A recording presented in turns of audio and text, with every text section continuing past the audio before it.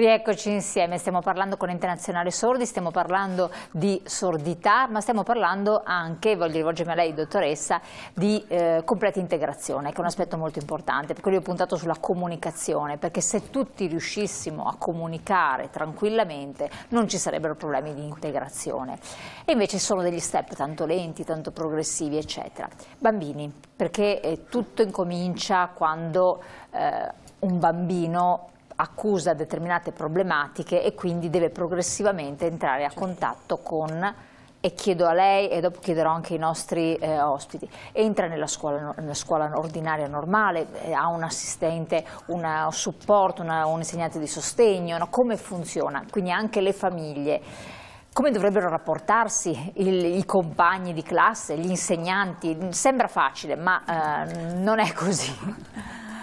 Allora, è un discorso molto ampio che cerco di rendere anche più agevole e di riassumerlo. Allora, innanzitutto ci sono dei percorsi medici automatici che si innescano quando nasce un bambino e si riscontra che è sordo. Nei primi mesi di solito ormai questo avviene, nel passato era già più lento il riconoscimento, ma non avviene sempre, perché a volte il bambino può nascere sentendo e l'udito piano piano va a calare, come la vista, no? Che a volte ci si accorge quando uno entra a scuola o in certe situazioni. Ecco, diciamo che c'è qualcosa di simile.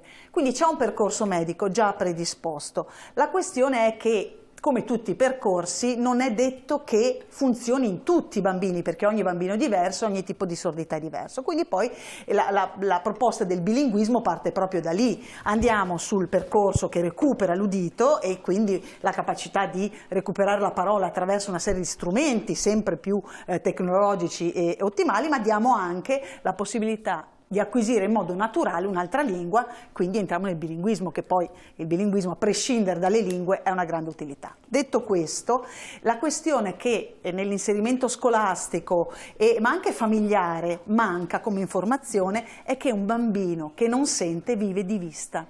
Cioè la sua comunicazione entra attraverso gli occhi. Acuisce altri sensi. Sì, li acuisce, li usa meglio, diciamo, non è che li usa meglio e ne ha bisogno, perché comunque il processo di acquisizione, di apprendimento attraverso un percorso medico ha degli step, logicamente. Quindi nel frattempo la comunicazione deve arrivargli il più visiva possibile o tattile, visiva, quindi anche nella scuola abbiamo gli insegnanti di sostegno, abbiamo anche la figura dell'assistente alla comunicazione che viene dato però su richiesta del genitore, ma molto spesso capita a volte con gli insegnanti di sostegno, non c'è una preparazione mirata alla sordità o alla comunicazione visiva, perché è un qualcosa a cui spesso non ci si pensa. Cioè, se noi dobbiamo leggere un libro, anche se il bambino sente un po', ma si appoggia anche molto spesso alla lettura labiale, perché immaginiamo l'ambiente scolastico è anche rumoroso, e quindi c'è bisogno di far capire che il bambino o legge dalle labbra o guarda la figura. Le due cose, se l'udito non funziona o ha delle difficoltà, è difficile guardare e sentire quello che viene detto. Quindi quello che può mancare è un input comunicativo tale da permettergli non stare al passo con gli altri. Ecco perché ci sono queste figure. E quindi è proprio un'idea di informazioni che passano attraverso la vista. Non dico una cosa da poco quando parlo delle mascherine, ci siamo appena passati, sì. Ed è un qualcosa che veniva usata nella scuola, che ha dato fastidio a molti nella comunicazione, no? Sembrava di sentirci meno, ma perché siamo anche noi che sentiamo abituati a leggere dalle labbra. Ecco, per le persone sorde questa cosa è stata molto disabilitante, molto più della disabilità stessa nella scuola, quindi è come abbassato il volume, ma realmente in alcuni casi l'ha proprio tolto il volume dalla comunicazione. Quindi persone sorde abituate a leggere dalle labbra che non solo in ospedale, non solo in situazioni di emergenza, che anche lì è un problema, ma che dal salumiere, dall'edicolante, certo, con i genitori, si parlava di anziani, no? Gli anziani, certo, bisognava tutelarli, gli anziani sordi con la mascherina hanno avuto ancora più difficoltà, quindi è proprio una questione visiva. Bisogna tener conto che gli occhi hanno la meglio. e quindi anche nella scuola. Certo, Vicepresidente, chiedo a lei, dopo mi integrerò anche con il consigliere, quanto è importante imparare questo linguaggio, fare imparare fin da piccoli ai bambini questo linguaggio, oppure quanto si può sopperire con la lettura labiale, con altre modalità di comunicazione, secondo lei? Cioè, ci sono delle alternative?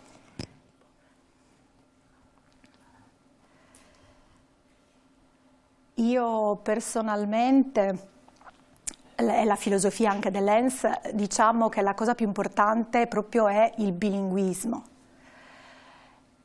Ai bambini bisogna dare tutti gli strumenti, tutto il supporto linguistico, quindi lingua dei segni, lingua italiana, scritta e parlata, logopedia, il percorso logopedico, quindi dare tutti gli strumenti che possono aiutarlo nel suo percorso, cioè per creare un bagaglio culturale, un'apertura mentale a 360 gradi e per garantire a lui l'apprendimento e l'acquisizione di qualsiasi tipo di lingua. E proprio le ricerche lo dimostrano, che più lingue si imparano, più c'è un'apertura mentale, un'acquisizione ancora più veloce. Quindi l'importante è quello di dare lingua dei segni, lingua italiana, tutto, completo. Diciamo che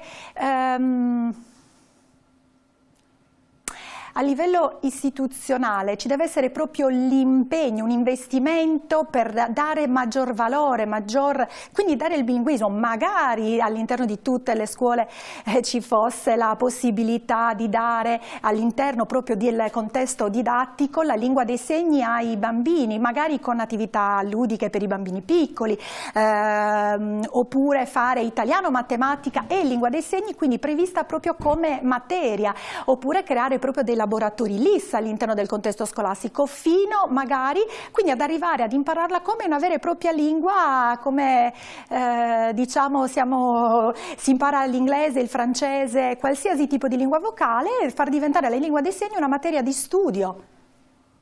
Perché c'è da ricordare che la lingua dei segni diciamo che non esclude, anzi al contrario dà uno strumento in più. Imparare la lingua dei segni non esclude l'italiano, è avere uno strumento in più. Il concetto proprio di bilinguismo per me è qualcosa, è un patrimonio, avere un patrimonio in sé, una ricchezza in più. Se tutti facessimo un investimento proprio dalla base, quindi dai bambini, sicuramente la società ne guadagnerebbe, ci sarebbe sicuramente un miglioramento. Poi quindi sfruttare al massimo questa capacità, il bilinguismo al massimo. Poi so che la realtà non è così, poi purtroppo ci sono ancora dei pregiudizi, delle difficoltà a capire questo. Diciamo che questo viene magari capito da chi magari è curioso, vuole sapere, però diciamo l'importante è che passi il concetto che il bilinguismo è qualcosa di importante, ma questo purtroppo non tutti lo sanno, perché magari sono distanti dalla comunità sorda. È vero che adesso la lingua dei segni ha avuto maggiore visibilità anche grazie alla televisione, quindi c'è una maggiore divulgazione, però diciamo che la Convenzione ONU lo dice chiaro, che è un diritto delle persone, e si parla del 2006. Diciamo che la storia è molto lunga, una storia fatta di lotte, di difficoltà per arrivare al riconoscimento, ma oggi siamo nel 2023, quindi diciamolo chiaramente che il bilinguismo è qualcosa di importante. Lingua dei segni e lingua italiana possono andare insieme e sono sicuramente un patrimonio per tutti. Il concetto proprio di patrimonio, cioè che il bilinguismo è come una ricchezza, permette quindi sicuramente integrazione, inclusione, e sicuramente, sicuramente la società ne gioverebbe, e sicuramente anche la persona sorda si sentirebbe integrato, incluso dal punto di vista culturale all'interno della società, quindi ci sarebbe sicuramente un vantaggio per tutti. Grazie Vicepresidente. Consigliere, accennato il Vicepresidente al 2006, è un anno importante e significativo. Tra l'altro con il 2006, mi corregga se sbaglio, viene chiarito che si parla di persone sorde, un tempo si dicevano sordomuti, quindi si fa luce anche su un aspetto rilevante e importante di una situazione. Che passaggio epocale viene ad essere? E poi le farò un'altra domanda, prego. È la legge 95 appunto del 2006 e diciamo, possiamo dire finalmente, era dire che finalmente diciamo la terminologia giusta, cioè utilizzare una terminologia corretta. La parola sordomuto è qualcosa legato al retaggio del passato, no? È legato al pregiudizio, perché magari si pensava che la persona sorda, perché è sorda, non potesse parlare, quindi era proprio un pregiudizio che si è portato avanti poi nel tempo. Quindi la legge del 2006 finalmente ha permesso, e anche l'Italia ha ratificato questa convenzione, di appunto modificare da parola sordomuto a sorda. La legge c'è, è vero, però ancora si utilizza una terminologia sbagliata come sordomuto, forse perché è difficile cambiare, è difficile modificare. So che il percorso è lungo, però ecco, si può lavorare.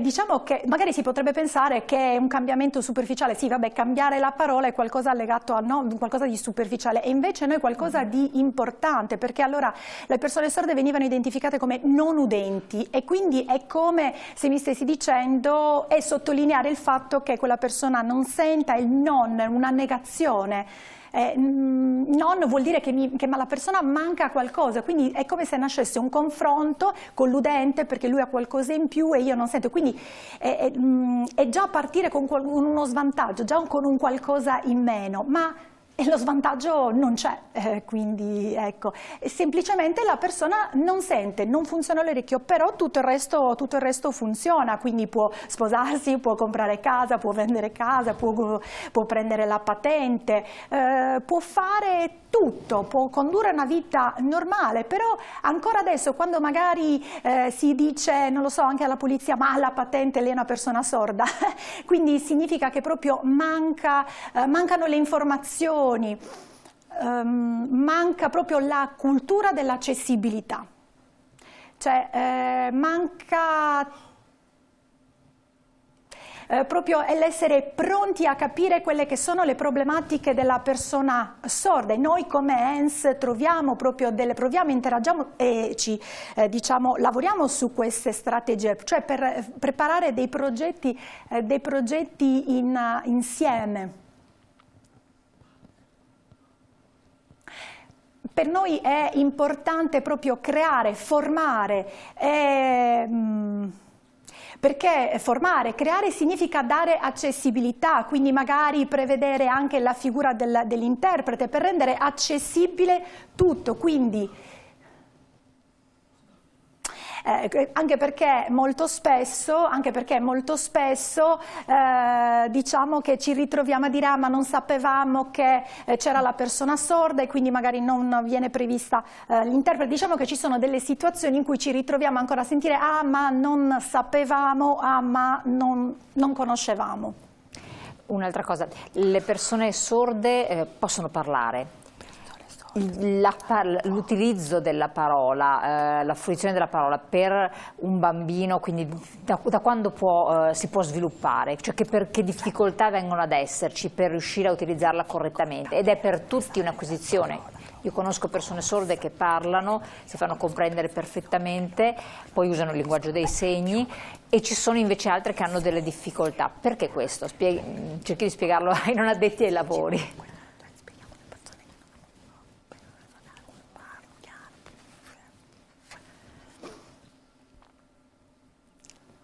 La parola sordità può avere mille sfumature. Dipende sicuramente, il bambino sordo sì, ma dipende anche dalla famiglia, se i genitori udenti, i genitori sordi, quindi cambia se i genitori sono sordi, se i genitori sono udenti, poi dipende anche proprio a livello proprio culturale.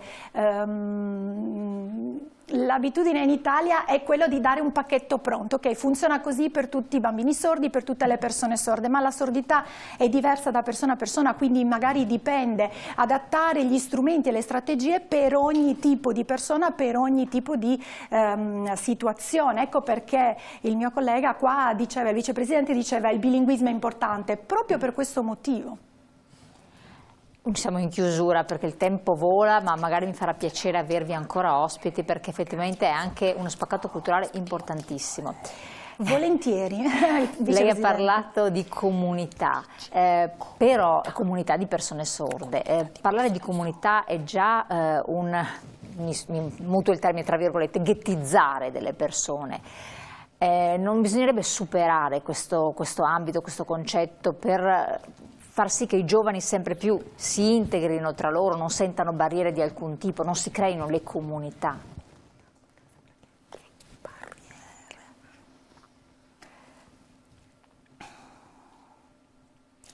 Allora, un'unica risposta non c'è a questa domanda. Chi sicuramente non conosce il mondo dei sordi può pensare, dire, magari ecco, comunità sorda la vede come qualcosa di negativa, ma comunità significa, cioè, non rappresenta il fatto di essere ghettizzati, no? Comunità... Scusa, puoi tornare indietro? Per esempio a chi magari ha difficoltà, non ha formazione scolastica, magari può trovare difficoltà anche a creare una propria identità e quindi magari fa fatica ad interagire, ad integrarsi, no? Ad includersi. Però, come dicevamo prima, ci sono purtroppo tanti pregiudizi a livello culturale, i pregiudizi, magari pensare a una persona se devo interagire con una persona sorda posso avere difficoltà e quindi questo nega alla persona sorda di avere delle opportunità, delle occasioni e quindi in qualche modo magari si può tirare anche indietro. Diciamo che in qualche modo si crea la comunità sorda perché hanno un valore condiviso, una conoscenza condivisa e in qualche modo esperienze condivise, ecco perché si crea questa comunità. Nella realtà sicuramente ci sono delle situazioni a livello sociale in cui magari la persona sorda viene magari oppressa e quindi tende in qualche modo a tirarsi indietro, però diciamo ci sono diverse, sicuramente qui i miei colleghi qui presenti hanno anche esperienze dal punto di vista sociologico, dal punto di vista anche personale, hanno diciamo esperienze diverse che possono raccontare, però diciamo la comunità è nata in qualche modo perché diciamo si ha la stessa esperienza condivisa, si è provato comunque magari ad entrare anche nella comunità udente, no? Però ci sono state delle difficoltà, non c'erano esperienze condivise, quindi in qualche modo si cerca sempre di condividere con quelli che hanno la tua stessa esperienza e anche dal punto di vista comunicativo, del rapporto è più semplice. E anche adesso parlando anche dal punto di vista delle famiglie, molte famiglie incontrano anche nella vita quotidiana, nasce un figlio sordo e trovano delle difficoltà per capire qual è il percorso da scegliere, da fare e magari anche loro, no, trovandosi di fronte a delle difficoltà, dove devono indirizzarsi, quindi dove devono portare il proprio figlio, quindi in qualche modo si rifanno proprio alla comunità sorda. Grazie, chiarissimo, è stato molto esplicativo il vostro intervento. Siamo giunti al termine, io vi ringrazio veramente perché a questo punto la conoscenza, il parlare, il diffondere per superare i pregiudizi, per superare appunto anche le ignoranze che possono creare dei blocchi e delle barriere, quindi noi cerchiamo di fare anche questo con il vostro aiuto naturalmente, che è preziosissimo. Quindi io vi ringrazio Vicepresidente ENS delega al lavoro e gestione Antonio Pellegrino, Vicepresidente, il Dottor Emanuele Arzà, consigliere anziano, delega contabilità, inventario e formazione e LIS, la dottoressa Rita Sala, sociologa e docente a contratto di cultura sorda e interpretazione LIS per l'Università Ca' Foscari di Venezia, e naturalmente l'onnipresente Barbara D'Angelo, interprete LIS Lingue dei Segni, che è stata qui con noi di supporto fondamentale. Ricordiamo appunto che esiste l'Ente Nazionale Sordi, Consiglio Regionale del Veneto, guardate il sito internet, è molto importante perché può dare un aiuto veramente a tantissime persone, proprio abbiamo visto in tutti i servizi, supporto e consiglio, e non si è mai soli, assolutamente. Grazie a voi telespettatori di averci seguito, naturalmente vi auguro una buona serata, ai nostri ospiti buon lavoro perché so che ce n'è tanto ancora da fare, e buon proseguimento, alla prossima.